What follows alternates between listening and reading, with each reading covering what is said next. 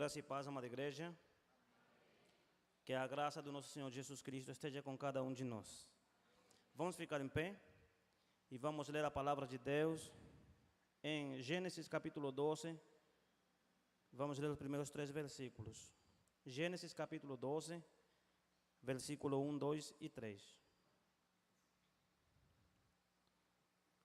A família é um dom de Deus e é um desafio para os homens.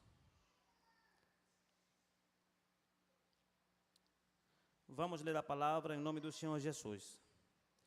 Ora, disse o Senhor a Abrão: sai da tua terra, da tua parentela e da casa do teu pai, e vai para a terra que te mostrarei. De ti farei uma grande nação, e te abençoarei, e te engrandecerei o nome. Sê tu uma bênção. Abençoarei os que te abençoarem, e amaldiçoarei os que te amaldiçoarem. E em ti serão benditas todas as famílias da terra. Oremos. Senhor, nosso Deus e Pai, muito obrigado por mais um dia neste santuário que estamos louvando e engrandecendo o teu bendito nome. Permite que tua palavra seja falada conforme a tua vontade e conforme a necessidade de cada coração. Fala as nossas vidas, que o teu nome seja glorificado em todo, é o que eu te peço, em nome do teu Filho amado Jesus. Amém. Os irmãos podem se assentar. Estamos falando no tema, Jesus transforma a família, né? Deus nos deixou a família, e como eu li no princípio, a família é um dom de Deus, é um presente de Deus, mas é um desafio para os homens, para nós. Deus está nos desafiando toda vez para mantermos as nossas famílias em pé, colocando os fundamentos que estão na palavra de Deus. A primeira menção da palavra família é essa aqui que nós acabamos de ler, apesar de esse termo estar implícito, né? Desde a criação de Adão e Eva, Deus agrupou, né, essas duas pessoas com esse intuito de que se juntarem, se multiplicassem, e Deus deu a ordem para eles se multiplicarem e que foram fecundos. E Deus promete a Abraão que ele iria abençoar todas as famílias da terra. E aí estamos inclusos todos nós. Quando Deus fala isso para Abraão, Deus estava visando no futuro a obra de Cristo, tudo o que iria acontecer e como ele iria fazer para nos salvar e nos incluir dentro este grupo de famílias, né? Porque quando você observa a igreja, é isso, é famílias unidas, louvando o nome do Senhor. É isso, a igreja é uma família de famílias. Então é isso que é a igreja. A noção de família aqui, ela deve estar bem presente. Aqui não tem essa situação de que eu não me dou bem com um irmão, eu não me dou bem com uma irmã. Isso não existe aqui. Ou pelo menos não deveria existir. Porque nós somos uma agrupação de famílias e todas essas agrupações de famílias compõem a igreja, que é o corpo de Cristo. Então todos os membros do corpo, eles têm que viver em comunhão. Não tem outra forma de se viver a família fora desse conceito. Mas é evidente que esse conceito está implícito desde a criação de Deus. E a melhor forma de enxergar a família, né, segundo Deus, desde a perspectiva bíblica, se encontra em Salmo 128. É o homem, a sua esposa sentados na mesa, e os filhos acompanham ao redor da mesa, em torno à mesa, como rebentos de olivo. Imagina isso, irmão. Uma mesa toda vestida, um homem e uma mulher que se juraram amor e prometeram que estariam juntos todos os dias até que a morte os separe. Esses dois homens se multiplicam, né? Têm filhos, e esses filhos estão em torno à mesa como se fossem galhos de olivo ao redor. Isso é muito lindo, né? Essa é a visão, a perspectiva bíblica da família. E isso representa que vitalidade, isso representa o modelo através do qual Deus alcançaria mais outras famílias, através da família. Então essa é a melhor forma de enxergar a família conforme a perspectiva bíblica. Mas esse conceito bíblico, que é o projeto de Deus, nós sabemos que com o tempo tem se distorcido de uma forma tremenda, ao ponto, meus amados, de chegar até o que nós temos hoje, né? Conceitos e estruturas de famílias que são estruturas desestruturadas, que não têm nenhum fundamento, que não estão fundamentados na palavra de Deus e que realmente estão sendo isso, uma distorção do verdadeiro modelo de Deus, que é aquela visão de um homem com uma mulher sentado com os filhos ao redor da mesa. É isso. Mas os conceitos de família de hoje têm se distorcido de uma forma tremenda, ao ponto de hoje, no Supremo Tribunal Federal, estar se discutindo a ideia de tirar o termo pai e mãe dos documentos legais. Veja essa desestruturação da família, nós temos que acompanhar isso.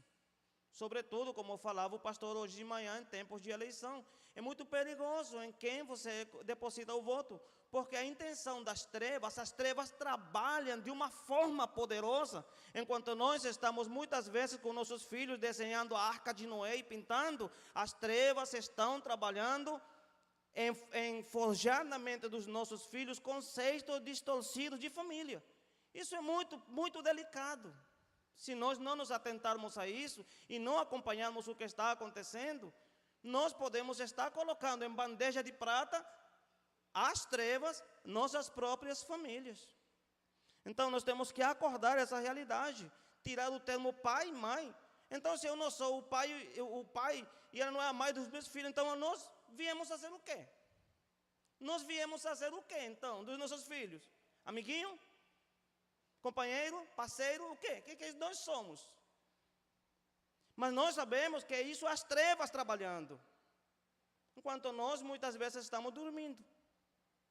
Então vamos atentar-nos a isso, porque são modelos, estruturas de família que estão distantes do modelo bíblico da família, que é aquilo que os Salmos e a palavra de Deus toda apresenta. Um homem e uma mulher e os filhos em torno. Esse é o modelo verdadeiro. Tudo aquilo que foge disso é uma aberração. Isso não é de Deus. E nós temos que nos posicionar em relação a isso. Seja qual for o governo de turno, a gente precisa se posicionar. Então, para Deus, é evidente isto que eu vou falar agora. A melhor forma de experimentar a salvação, a experiência da salvação, é em família. Deus não salva de uma forma individual. Não, Deus salva uma pessoa para salvar a família. Isso é evidente. Quando Paulo e Silas oravam lá eles foram tirados da cadeia por um anjo e a prisão estava fechada. E aquele homem, aquele carcereiro, ele queria se matar porque ele tinha a responsabilidade de guardar os presos. E Paulo diz, não se faça nenhum mal. Nós estamos bem, todos estamos aqui, nós estamos bem. E ele perguntou, o que eu devo fazer para ser salvo? E a resposta do apóstolo foi, crê em Jesus, será salvo tu e tua casa. Então, a visão de Deus sempre foi essa, salvar as famílias. E Deus sempre utiliza alguém. Hoje, quando oravam pelos filhos, muitos desses filhos levarão salvação a seus lares. E eu estou aqui, Deus me fez um pregador da sua palavra, Deus me fez um pastor para a glória dele, Deus me fez um pai de família, mas eu fui um garoto de 8 anos que começou a escutar a palavra de Deus nos cultos, quando a minha família toda desestruturada, um pai batendo na minha mãe. Ontem, quando o pastor Samuel falava, eu lembrei, claro, como se fosse hoje. A imagem que eu tenho da minha infância foi essa. Um pai totalmente fora da estrutura de um pai verdadeiro, uma família toda cheia de dificuldades, mas Deus me chamou. E quando eu fiz uns 11, 12 anos, eu decidi servir a Deus de uma forma voluntária. Deus me chamou. Ele produziu todo aquele chamado e eu atendi esse chamado. E eu fui à igreja, aceitei Jesus, como nós costumamos falar. Na verdade, Ele é que nos aceita, mas eu fui a Jesus e de uma forma voluntária decidi servir a Deus, e através de mim Deus salvou a minha família toda. Deus transformou o quadro da minha família de uma forma maravilhosa, transformou meu pai de uma pessoa que gastava o dinheiro em bebida a ser uma pessoa amorosa, diferente. Um homem que quando ele partiu, já vai fazer um ano, dia 25 de novembro, do ano passado ele faleceu, já vai fazer um ano. Ele faleceu e ele estava louvando Deus. Porque é isso que Deus faz quando Ele chega e salva uma pessoa. Quando Ele salva uma criança dessa, Ele não está salvando uma criança, Ele está salvando uma família, está salvando uma nação inteira. Isso é o que Deus faz conosco. Então, eu que estou aqui, e eu sou a prova viva da obra que Deus faz. Deus é um Deus poderosíssimo, irmãos. Então, Ele fez isso com a minha família. E Deus, Ele sempre utilizou essa mesma forma de salvar uma pessoa para que ele fosse mensageiro na sua família. Por isso nós devemos investir em nossos filhos. Quando o pastor Vinícius agradecia aos pais, e nós também, né, trazemos os nossos filhos para eles serem ensinados, é o melhor investimento que nós estamos fazendo em nossos filhos. É o melhor. Então, é isso que Deus faz. Muitos desses meninos daí estão sendo salvos, vão ser salvos, e eles vão levar a salvação para os lares deles. E Deus vai salvar muitas pessoas através deles. Então Deus se revela como Pai. Vamos ver o conceito de família ao longo do Antigo Testamento e do Novo Testamento. Deus se revela como Pai para a nação de Israel. Quando você lê, por exemplo, Êxodo 4, 22... Êxodo 4, 22.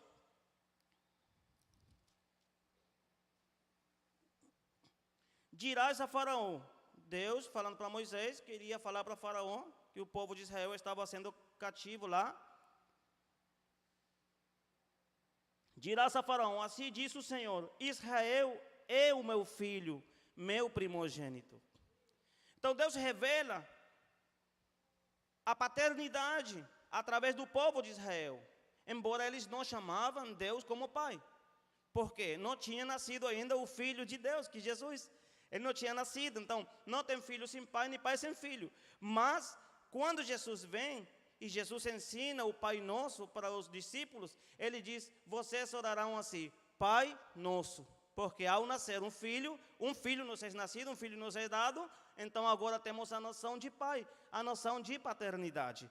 Então Deus revela o conceito de uma verdadeira paternidade através do povo de Israel, e posteriormente no desdobramento da história, quando Jesus nasce lá, e em João capítulo 1, versículo 11, diz, aos seus veio e os seus não o receberam, mas a todos os que ele receberam, a todos aqueles que acreditam no nome dele, ele lhes deu a potestade, o poder de serem chamados filhos de Deus. Mais uma vez, o conceito verdadeiro de paternidade está presente nas Sagradas Escrituras e se revela para todos nós. Então, através desses conceitos, Deus se revela para nós e revela o conceito da família.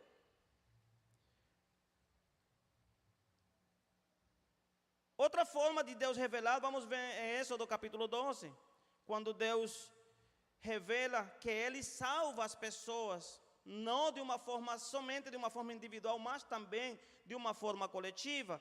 É Êxodo capítulo 12. O povo de Israel estava prestes a sair da escravidão, e Deus disse, eu vou libertar meu povo, para que ele saia e no deserto ele possa me oferecer a Páscoa. Então o povo pela primeira vez já estava oferecendo o pesar, né, que é o passar por baixo, que é a Páscoa. Então, Êxodo capítulo 12, versículo 3 diz assim, falai a toda a congregação de Israel, dizendo, aos 10 deste mês, cada um tomará para si um cordeiro, segundo a casa dos pais, um cordeiro por família, ou um cordeiro para cada família. Veja, isso é projeto de salvação, abrangendo não uma pessoa só, mas abrangendo a família. Ele disse um cordeiro por família, mas não fica por aí. E se a família fosse pequena, para um cordeiro, então convidará ele ao seu vizinho mais próximo, conforme o número das almas, ou seja, das pessoas, conforme o que cada um puder comer. Então, aqui ele está revelando como Deus, através da família, ele salva a outras famílias. É o compartilhamento da mensagem de salvação. Então, Deus, ele se revelou sempre salvando a família e não salvando somente pessoas individuais. Isso diz a respeito do plano de salvação que ele tinha. Jesus iria morrer e ele iria morrer por todas as famílias.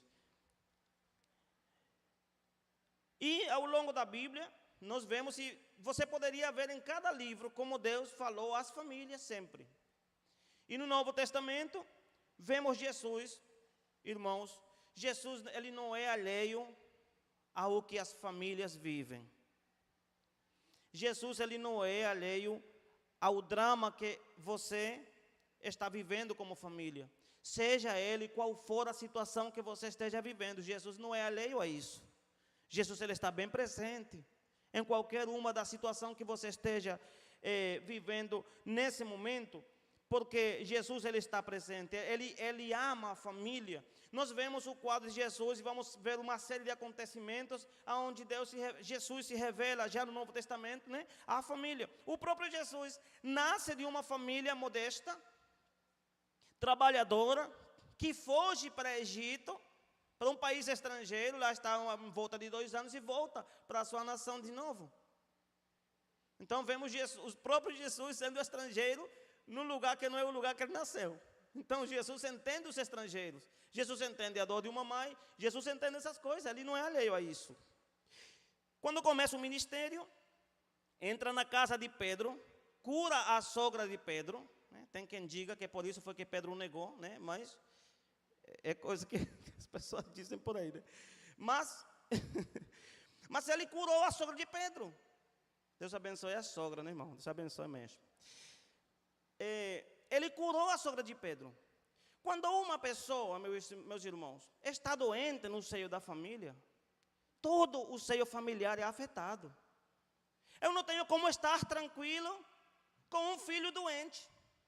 Então, um filho doente, a mãe doente, o pai doente, ele vem abalar a estrutura da família toda. Jesus, entendendo isso, não sei se Pedro se levava bem com essa sogra, mas ele entrou na casa dele e curou ela, porque Jesus não é alheio às nossas necessidades.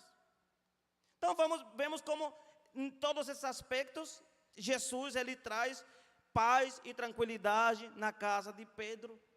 E mais uma vez, traz a estabilidade para a família. Antes disso, ele entra numa sinagoga, depois de vir de 40 dias de jejum. Você pode ver esses relatos que estão contínuos no Evangelho de Marcos, do capítulo 1 em diante. Ele vem de 40 dias de jejum, de ser tentado lá no deserto, e ele cura um homem endemoniado, devolvendo este homem endemoniado ao seio da família, devolvendo a paz e a tranquilidade. Não sei aqui, meus amados, mas ao longo da minha vida cristã, já eu tive a oportunidade de orar por pessoas endemoniadas. Tive a oportunidade de ser usado por Deus para trazer essa tranquilidade. E é incrível a paz que Deus traz quando isso acontece, meus amados. Eu já fui a lugares de pessoas endemoniadas, pessoas agoniadas, angustiadas, chamando para orar por uma pessoa, e Deus trazendo liberdade.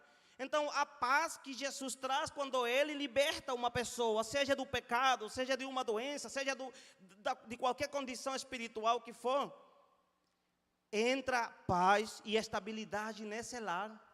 Jesus traz isso, Jesus transforma a família. Ele não é alheio, Ele não é um conceito abstrato. Ele não é uma série de conceitos. Jesus é para vivê-lo em carne própria, na vida da pessoa. O apóstolo Paulo tem uma expressão que diz: para que a vida de Deus se manifeste em nossos corpos mortais. Jesus é para vivê-lo, como dizia o cântico, rios de água viva que correm em nosso ser. E isso não desaparece por causa da gente ter problemas e dificuldades, ou problemas econômicos, ou problema no relacionamento, ou problema na relação de pais com filhos. Nada disso tira a paz, mas Jesus, ele transforma a família, ele traz paz para o seio da família. Então Jesus vinha de um jejum, apareceu um homem endemoniado na sinagoga. Jesus ora e devolve ele para o seio da família trazendo paz e estabilidade nessa família, e a família desfrutando agora de um homem em seu completo e são juízo, né? Devolveu ele para o seio da família. Isso é o que faz Jesus. Em Marcos 5, versículo 1 ao 20, temos o relato do endemoniado gadareno. A Bíblia relata deste homem que Jesus foi para o outro lado do mar, e quando Jesus saiu da barca, já cruzando o outro lado, esse homem saiu, e a Bíblia relata, né, de forma detalhada, que ele era amarrado e muitas vezes se soltava e andava nos sepulcros, enfim, uma família dessa estruturada. Quem é que é feliz tendo uma pessoa nessa condição, irmãos? Imagine se essa pessoa, a Bíblia nos diz se tem pai, se tem filhos, não sabemos, né, a condição dele, mas com certeza ele tinha uma família. Família esta que não podia jamais ter ele em casa. Então, uma família destruída, desestruturada, por conta dessa situação. E esse homem andava vagando, né, pelos cemitérios, amarrado, talvez, como acontece, se mijando em cima do corpo, fazendo cocô em cima do corpo. Imagine a situação de uma pessoa que está fora de si totalmente. E Jesus veio. E quando ele viu Jesus fez este homem livre. E depois, olha, irmão, eu gosto destas 3 palavrinhas lindas que está aqui. Vieram perguntar para Jesus. Vieram perguntar no versículo 15. E esse homem estava sentado, vestido e em perfeito juízo. Veja, imagine o quadro de um homem endemoniado dessas características, e depois ele estava sentado, louvado seja Deus, vestido e em seu são juízo. A obra perfeita de Cristo. Isso reflete o que Deus fez com cada um de nós. Quando estávamos presos do pecado, quando éramos escravos do pecado, estávamos sujos num lamaçal de pecado, condenados à morte. Ele nos libertou, nos trouxe das trevas para a sua maravilhosa luz, e agora hoje todos estamos aqui, todos lindos, sentados, vestidos, e em seu são juízo, e conscientes da nossa eternidade com Ele. Louvado seja Deus. Essa é a obra de Cristo na família. Mas não parou por aí, porque se você vai adiante no versículo 18, esse homem, agradecido da obra que Deus fez com ele, ele disse: Jesus, me permita ir com você onde você vá. Todo lugar que você vai, eu quero ir testemunhar da obra que você fez comigo. E Jesus disse: não. O que foi o que Jesus falou para ele no versículo 18? Jesus disse: não. Será? Veja bem. Jesus não disse para ele: pois é, meu filho, já você está livre. Vai, seja um grande teólogo. Vai, funde 1500 igrejas. Vai, faça isso, e faça o outro, e faça o outro. Não, Jesus disse para ele: vá aos de tua casa e diga para a sua família quão grandes coisas Deus fez contigo. Ele não mandou ele para canto nenhum. Mandou ele para a família, porque esse aí era um ente de salvação. Porque todos iriam ficar assim, vendo aquele que antigamente andava nos sepulcros, agora sendo um instrumento de geração de vida, e vida em abundância em todos aqueles que escutaram o testemunho desse homem. Porque ele foi um ente de salvação. Agora, vestido e em seu juízo cabal, falando para a sua família quão grandes coisas Deus fez com ele. Por isso, a transmissão da mensagem do Senhor não depende de quanto conhecimento a gente possa ter, mas de quanta capacidade temos para obedecer o que Deus falou. Jesus, vai e fala para eles, só fala o que Deus fez contigo. Você não precisa ser um teólogo, sempre digo isso aqui. Está bem que sejamos, né? Está bem que estudemos. Temos que estudar. Diante dessa realidade, temos que estudar. Mas você não precisa ser um teólogo para comunicar a mensagem. Só fala do que Deus fez contigo. E tua família será salva. E os teus vizinhos serão salvos. Porque Deus sara, Deus cura, Deus salva, mas com um propósito maior. Jesus também se importou com a família quando ele curou a filha de Jairo, um principal da sinagoga. Vemos Jesus se importando com o pobre, com o necessitado, com a viúva, se importando com os ricos também. Porque a mensagem do Senhor é para todos. Nós, como igreja, temos que ter muito cuidado, meus amados, de não transformar a mensagem do Senhor em um elemento de assistencialismo. De não transformar a mensagem do Senhor numa outra coisa que não seja a salvação. Porque quando você pensa no rico, no pobre, muitas vezes nós como igreja, às vezes temos mensagem para o coitadinho, para aquele que está lá numa situação, para o doente. Mas será que tu tem uma mensagem de salvação para o rico? O rico também precisa de Jesus. Porque se morre nessa condição, ele é condenado, pronto. Mas temos mensagem para o pobrezinho, para o coitadinho, para aquele que precisa de um prato de comida. Mas para aquele que tem tremendo carro, que gosta de boa saúde, que tem dinheiro. Será que você tem como abordar essa pessoa e dizer para ele que ele também precisa de Jesus? Temos que pensar também nisso. Mas a mensagem de Jesus também é para eles. E Jesus é misericordioso e alcança eles com a sua graça. Então se importou com a filha de Jairo, quando ele foi buscar Jesus, e Jesus vem para a casa dele, todo mundo chorando, e Jesus disse, não chore que ela não morreu, ela está dormindo. E Jesus falou para ela, Talita cumi, a ti eu te digo, levanta-te. E o próprio Jesus levantou ela, para a glória de Deus. Jesus também se importou com o filho da viúva de Naim. Ele viu o sofrimento daquela mulher. Veja, viúva e ainda com mais uma dor do filho que tinha morrido. Levava ele aí no caixão. Imagine o destroço da vida dessa mulher. Imagine a situação. Viúva e ainda assim morre meu filho, pelo amor de Deus. Situações que é capaz de abalar qualquer um. Mas Deus, Jesus, né? Teve compaixão dela e viu além. E Jesus se aproximou a esse caixão e levantou o menino. Porque isso faz Jesus. Com todo que morreu, seja casamento, seja relação de pais com filho, todo que está morto, ele é capaz de devolver a vida. Porque ele é o dador da vida. Jesus é capaz de fazer isso. E ele levantou, devolveu seu filho para sua mãe. Já imaginou a alegria dessa mulher, irmão?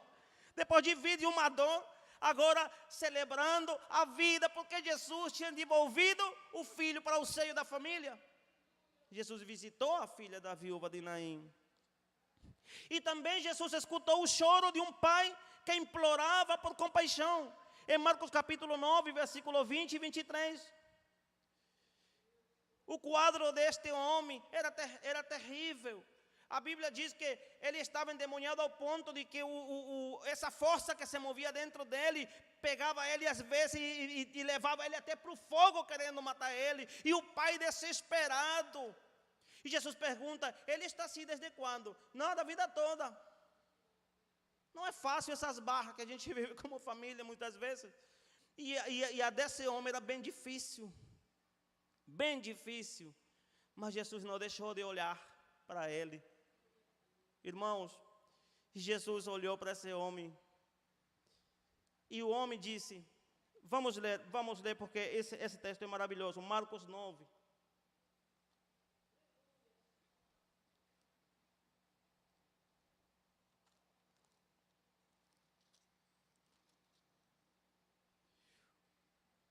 Versículo 21, perguntou Jesus ao pai do menino, há quanto tempo isto lhe sucede? E ele responde, desde a infância. E muitas vezes o tem lançado no fogo e na água para matá-lo. Mas, veja o clamor deste pai.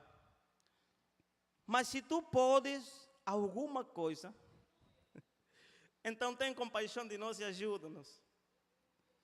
Não é oração de uma mãe, não é oração de um pai, irmãos. Jesus é fiel, Ele é maravilhoso.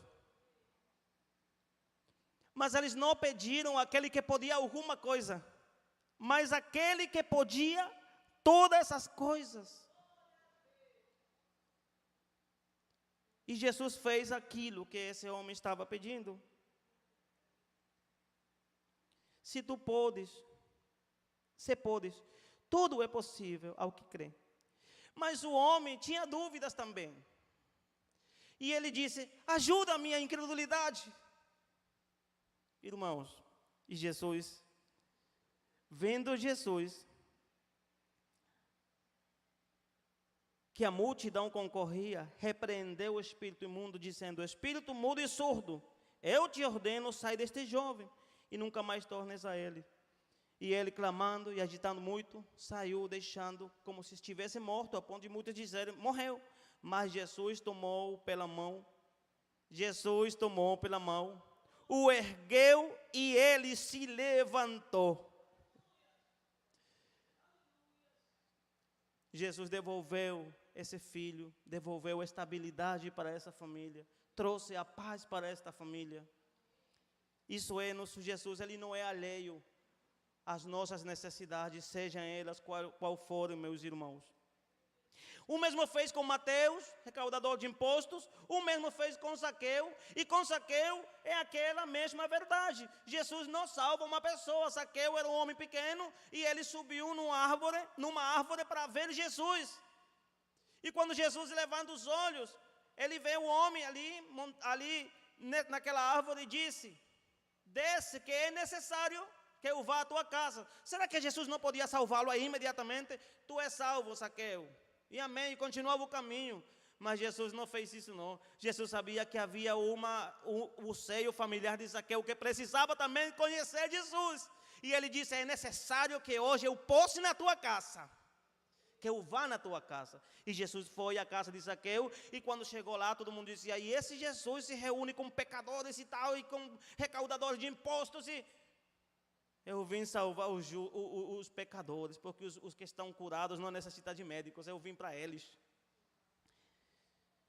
Ele podia salvar uma pessoa de forma individual, mas Jesus salvou a família, cumprindo assim aquela palavra que nós lemos no princípio de Abraão.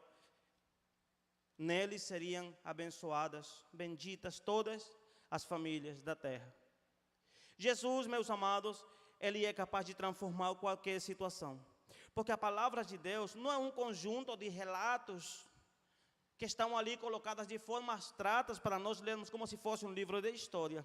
Não, ela é a palavra de Deus, que é o próprio Jesus que transforma a vida de cada lar.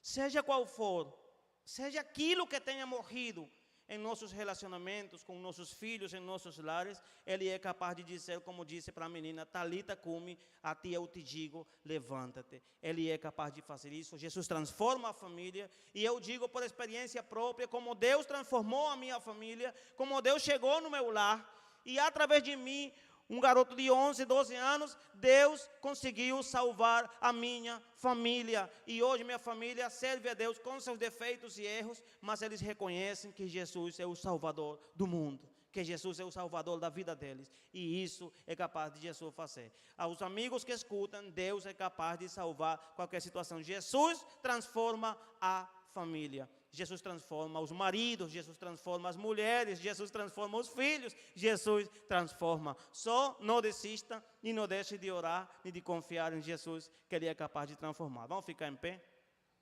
e vamos agradecer a Deus. Senhor, nosso Deus e Pai, eu quero te agradecer pela vida da tua igreja, eu quero te agradecer pela minha família, eu quero te agradecer pelas famílias que estão aqui reunidas, eu quero te agradecer por ter trazido salvação a todos nós, por ter salvado a minha família. E ainda faltam algumas pessoas que precisam experimentar a salvação em Cristo. Pai amado, que as famílias desta igreja todas sejam alcançadas pela tua graça. Se todos nós temos algum tio, alguma tia, algum irmão, um esposo, uma esposa que ainda não foi alcançado pela tua graça, que tua mão poderosa possa chegar nesse lar e transformar essa família, essa esposa, esse esposo, esse filho, para a glória do teu nome. porque Tu não é alheio às nossas situações. Restaura os casamentos, Senhor. Restaura, Senhor, os maridos. Restaura as esposas, Pai. Restaura os filhos, Senhor. Restaura nossas famílias, Pai. Porque se o Senhor não sustenta a nossa família, em vão trabalhamos. Mas se o Senhor nos sustentar, então louvado seja o Teu grande nome para todo sempre, Pai. Muito obrigado. Abençoa a Tua igreja, abençoa o pastor desta igreja, abençoa os diferentes ministérios, abençoa as famílias aqui presentes, em nome de Jesus, e nos concede uma semana cheia e repleta de bênçãos para a glória do Teu nome. É assim que eu oro e agradeço em nome de Jesus. Amém. Meus amados, que Deus nos abençoe. Mas podem se assentar. Eu quero agradecer mais uma vez pelo que aconteceu aqui ontem. Todos fomos testemunhas do que Deus, na boca do pastor Samuel, trouxe. E nós sabemos que Deus falou a cada vida. Tivemos um total de 50 casais, né? No princípio, a gente ia lá no gabinete, tínhamos pensado mais ou menos nessa quantidade. Infelizmente, houve algumas pessoas que não puderam estar, mas isso será o princípio. Deus vai continuar fazendo. As palavras do pastor foram realmente para cada vida, meu irmão. A gente nem imagina o que Deus é capaz de fazer. E como Deus usou de uma forma maravilhosa o pastor Samuel para trazer palavras para os nossos casamentos. E a experiência que nós tivemos ontem, tivemos um momento muito bom. E louvado seja Deus por tudo. Agradeço a cada casal, agradeço a toda a equipe. Mais uma vez, que Deus nos abençoe a todos e tenhamos uma excelente